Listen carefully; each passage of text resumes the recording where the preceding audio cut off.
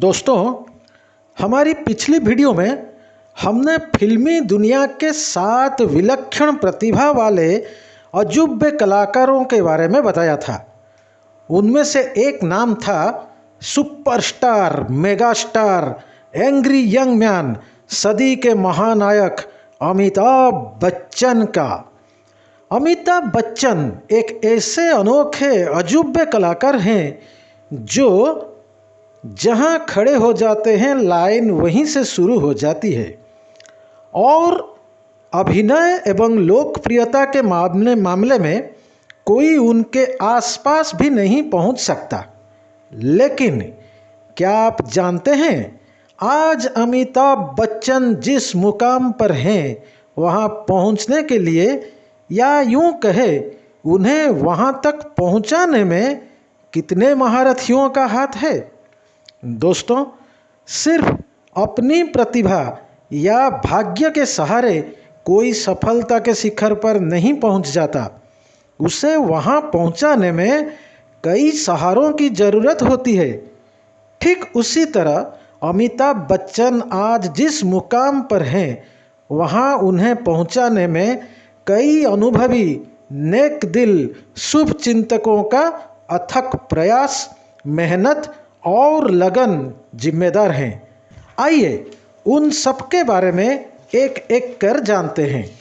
आप सब जानते हैं कि अमिताभ बच्चन जब फिल्मों में काम पाने के लिए संघर्ष कर रहे थे और बड़ी मुश्किल से 7 हिंदुस्तानी, रेशमा और शेरा, संजोग, बंधे हाथ आदि फिल्मों में काम मिला भी था, लेकिन उस दौर में उनके 2-4 नहीं बल्कि पूरे 12 फिल्में फ्लॉप घोषित हो गई थी। अब कोई डायरेक्टर, प्रोड्यूसर उन पर भरोसा करके उन्हें एज ए हीरो अपनी फिल्म में लेने से कतराते थे। बच्चन साहब हताशा, निराशा, चिंता तथा मायूसी में डूब गए थे। अब आगे फिल्म लाइन में पैर मजबूत करना उन्हें असंभव सा लगने लगा था। तभी उनके लिए देवदूत बनकर आए प्रख्यात लेखक जोड़ी सलीम जावेद। दरअसल सलीम जावेद ने एक ज़बरदस्त कहानी लिखी थी, जंजीर। ये कहानी इन्होंने डायरेक्टर प्रोड्यूसर प्रकाश मेहरा जी को सुनाई थी और कहानी उन्हें पसंद भी आई थी, लेकिन मेन हीरो का चयन नहीं हो पा रहा था। प्रकाश जी ने इस बारे में देवानंद, राजकुमार, राजेश खन्ना आदि से बात की थी, लेकिन सबने किसी न किसी कारण बताकर मना कर दिया था।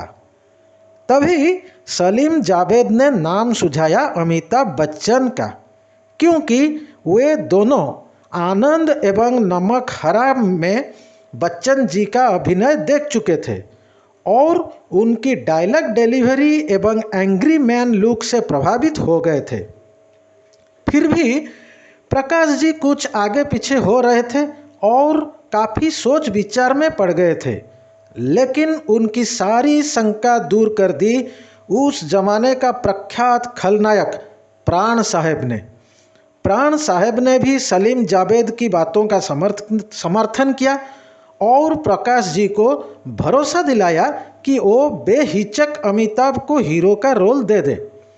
उन्हें पूरा विश्वास है कि यह लड़का जरूर कमाल करेगा। आखिर प्रकाश जी प्राण साहब की बातों को टाल न सके और इसी तरह अमिताभ बच्चन जी की झोली में गिरी जंजीर। और आप सब जानते हैं, इस फिल्म ने इतिहास रच डाला। इसी फिल्म से बच्चन जी का नाम हो गया एंग्री यंग मैन। उस जमाने में प्रायतः रोमांटिक फिल्में बन रही थी और उसके कारण राजेंद्र कुमार, राजेश खन्ना, धर्मेंद्र, जितेंद्र आदि दिग्गज कलाकार रोमांटिक हीरो के रूप में पैर जमाए बैठे थे। लेकिन अमिताभ जी की एंग्री यंग मैन लुक लोगों को काफ़ी पसंद आ गया। जंजीर ने बॉक्स ऑफिस के सारे रिकॉर्ड ध्वस्त कर डाले। अमिताभ बच्चन एवं प्राण साहब की डायनामिक अदाकारी, अजीत जी की खलनायकी कल्याण जी, आनंद जी का सुपर हिट म्यूजिक सब मिलकर जंजीर सुपर डुपर हिट हो गई। और इसके बाद सलीम जावेद जोड़ी ने अमिताभ को नज़र में रखकर एक के बाद एक सुपर डुपर ब्लॉकबस्टर हिट फिल्मों की झड़ी लगा दी। जिस दिन ये वर्दी, ये कुर्सी नहीं होगी, उस दिन तुम नहीं साहब, गला बराबर बना के क्यों बहुत तारीफ सुनी है आपकी। तुम झूठ बोलती हो। मैं आपके किसी काम आऊं ये मेरी खुशकिस्मती है।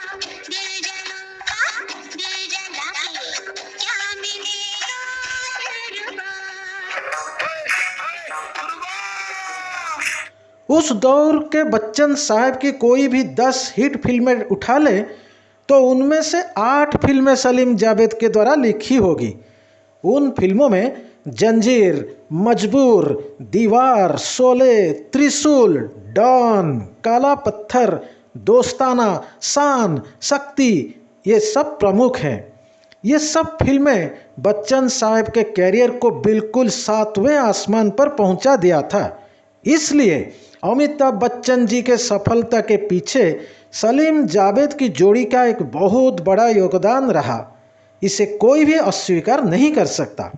सिर्फ इतना ही नहीं, सलीम जावेद जी ने बच्चन जी का परिचय great director producer Manmohan Desai, Ramesh Sippy एवं यश चोपड़ा आदि से भी कराया था, जिससे बच्चन जी एक से बढ़कर एक सुपर डुपर हिट फिल्म पाने में सफल हो गए।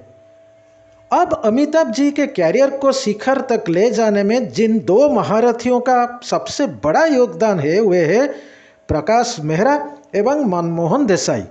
ये दोनों डायरेक्टर प्रोड्यूसर जैसे कंपटीशन करके बच्चन जी को अपनी फिल्मों में लेने लग गए थे। जहां एक और प्रकाश मेहरा जी ने जंजीर के बाद हेरा फेरी, खून पसीना, मुकद्दर का सिकंदर, लावारिस, नमक हलाल, शराबी जैसे सुपर डुपर हिट यादगार फिल्में बनाई, वहीं दूसरी ओर मनमोहन देसाई ने अमर अकबर एंथोनी, परवरिश, सुहाग, नसीब, कुली, मर्द, देश प्रेमी, गंगा यमुना सरस्वती, तूफान आदि बिग बजट की भव्य फिल्में बनाकर अमिताभ के कैरियर को 7वें आसमान पर पहुंचा दिया।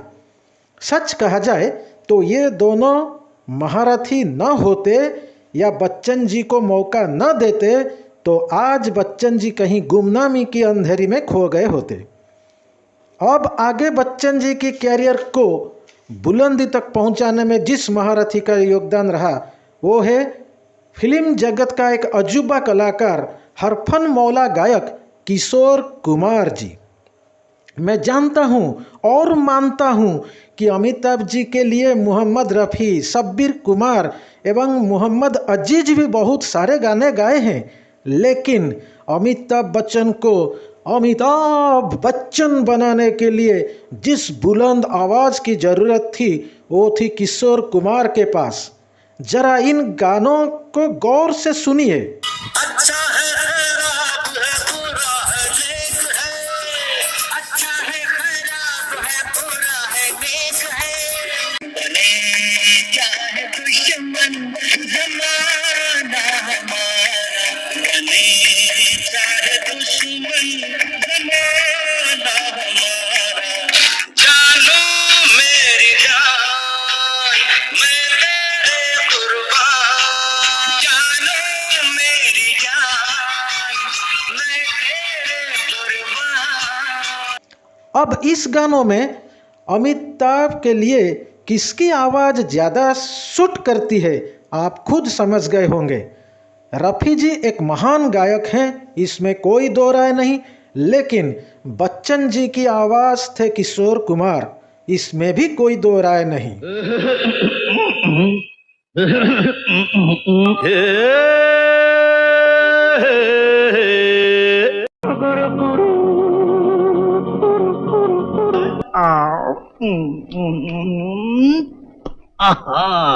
अंधेरी रातों में सुनसान राहों पर अरे चले कहाँ?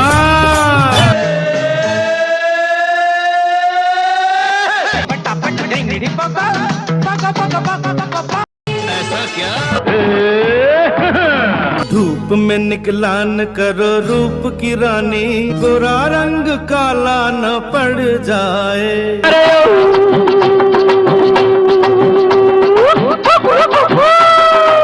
दे दे प्यार दे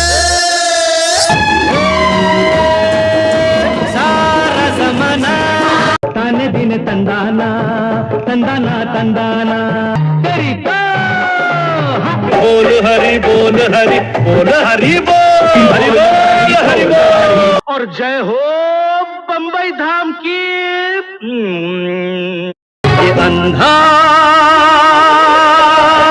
कानून है। धन्यवाद। जरा सोचिए, इन गानों को अगर रफी जी गाए होते तो कैसा लगता, आप खुद अंदाजा लगाइए। इसलिए बच्चन जी की कैरियर को संवारने के लिए किशोर कुमार जी का भी बहुत बड़ा योगदान है। अब बच्चन जी की कैरियर को यादगार बेमिसाल बनाने के लिए जिन महारथियों का हाथ था वे थे 5 संगीतकार: कल्याण जी आनंद जी, R.D. बर्मन, बप्पी लहिरी, लक्ष्मीकांत प्यारेलाल एवं राजेश रोशन। आप बच्चन जी के प्रारंभिक दौर के किसी भी सुपर डुपर गानों को ले लें, वो इन 5 में से किसी का जरूर होगा। ये 5 संगीतकार बच्चन जी के लिए एक से बढ़कर एक सुपर हिट यादगार गाने बनाए थे।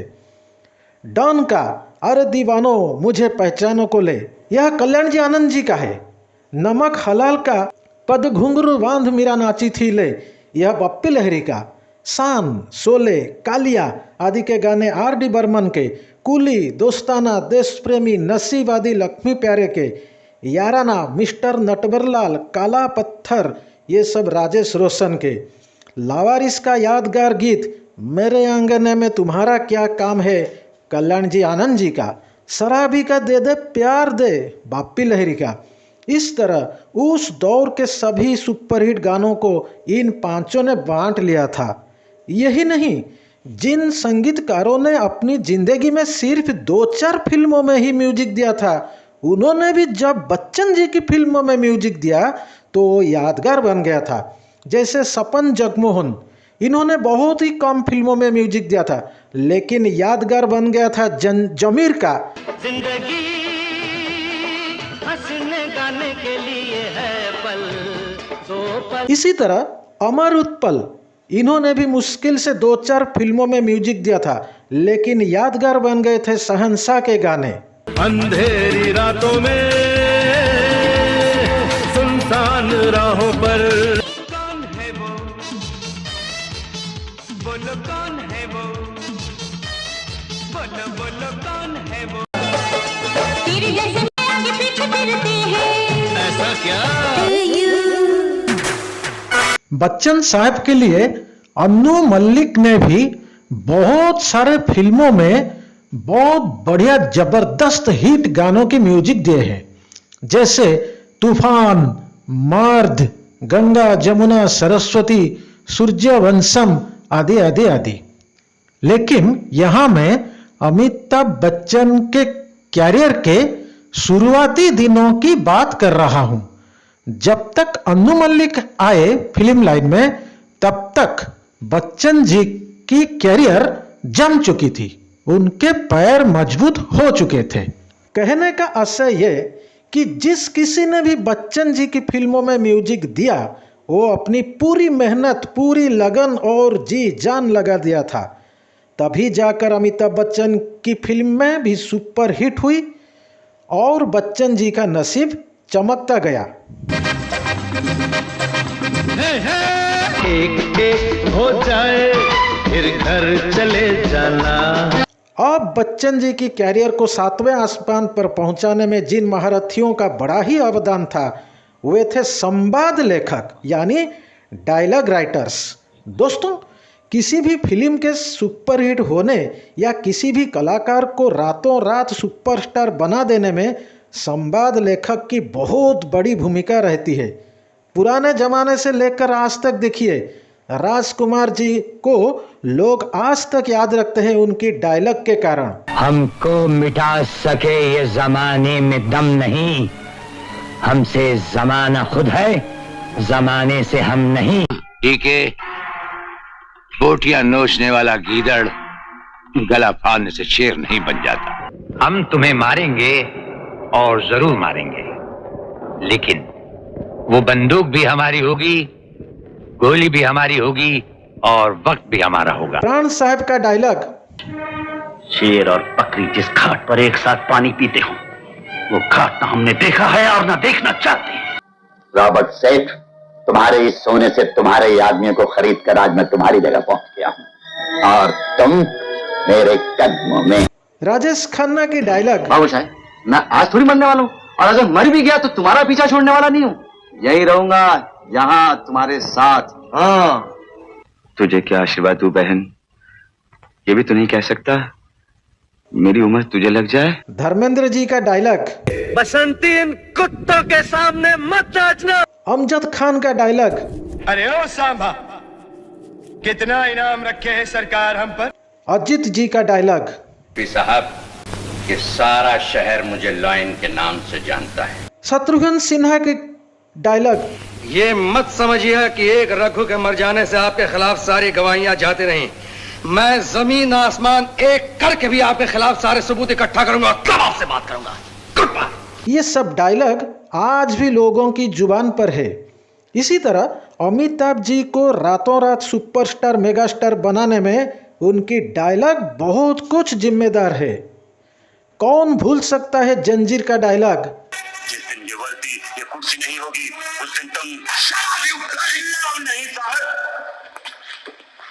गला बराबर। डॉन का डायलॉग, डॉन का इंतजार तो 11 मुल्कों की पुलिस कर रही है, लेकिन सोनिया एक बात समझ लो, डॉन को पकड़ना मुश्किल ही नहीं, नामुमकिन है। शहंशाह का डायलॉग, रिश्ते में तो हम तुम्हारे बाप होते हैं, नाम है शहंशाह। कालिया का डायलॉग, हम भी वो हैं जो कभी किसी के पीछे नहीं खड़े होते, जहां खड़े हो जाते हैं लाइन वहीं से शुरू होती है। दीवार का डायलॉग, तुम लोग मुझे ढूंढ रहे हो और मैं तुम्हारा यहाँ इंतजार कर रहा हूँ। आज मेरे पास बिल्डिंग है, प्रॉपर्टी है, बैंक बैलेंस है, बंगला है, गाड़ी है, क्या है तुम्हारे? मैं आज भी फेंके हुए पैसे नहीं उठाता। शोले का डायलॉग, छी छी छी छी मौसी, वो और जुआरी ना ना, वो तो बहुत ही अच्छा और नेक लड़का है, लेकिन मौसी एक बार शराब पी ली ना, फिर अच्छे बुरे का कहाँ होश रहता है। ऐसे ऐसे ऐसे बहुत डायलॉग है जिसे सब बयान करूं तो 1-2 घंटे का वीडियो बन जाएगा।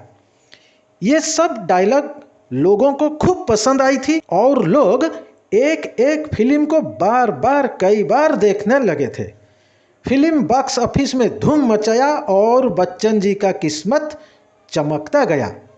इसलिए उनकी फिल्मों के डायलॉग राइटर जैसे सलीम जावेद, कादर खान, इंदर राज आनंद, कमल किशोर आदि को भी खूब क्रेडिट देना चाहिए।